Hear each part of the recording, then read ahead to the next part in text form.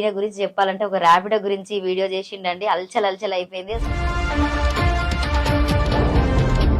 మన ముందే lower middle class కూడా కాదు. సో బతుదేరు కోసం అన్ని ఊర్లలో పోయి పని చేసుకుని వచ్చిన. సింగరేణి మీద మీ ఒపీనియన్ ఏంటి రణదీప్ గారు? అంటే ఒక సింగరేణి కార్మికుడు అండర్ గ్రౌండ్ కి వెళ్తున్నాడు అంటే ప్రాణాలతో మళ్ళీ మీదికి వస్తాడో రాదా అని పిడిగిట్లో ఆయన ప్రాణాన్ని పట్టుకుని పోతాడు. మన తోటి కార్మికుడు మనతో అప్పుడే ఉంటాడు, నీళ్ళు తాగస్తా అని వెళ్ళిపోయి అటే చనిపోయిన రోజులు కూడా ఉన్నాయి.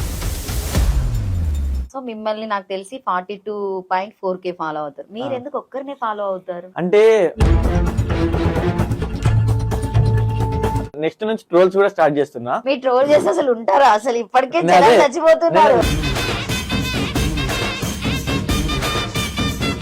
కానీ కొన్ని రీల్స్ చూస్తుంటే తప్పనిసరిగా నాలాంటి వాళ్ళు ముందుకు రావాలి, ట్రోల్ చేయాలి. ట్రోల్ చేస్తేనే ఇలాంటివి ఆగుతాయి. నిన్న ఒక పిల్ల వాళ్ళ అమ్మని చంపింది.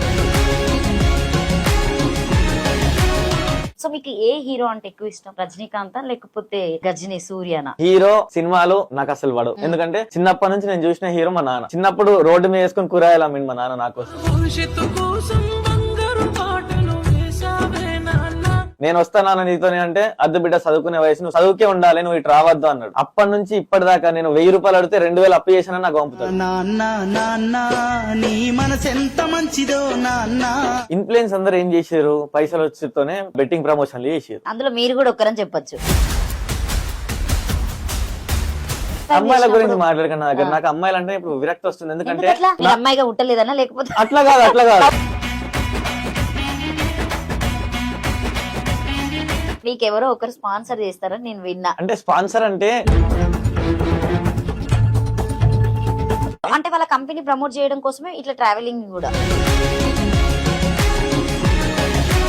సో ఎన్ని ప్రమోషన్స్ చేశారు ఇప్పటి వరకు మీరు? ప్రమోషన్లు అంటే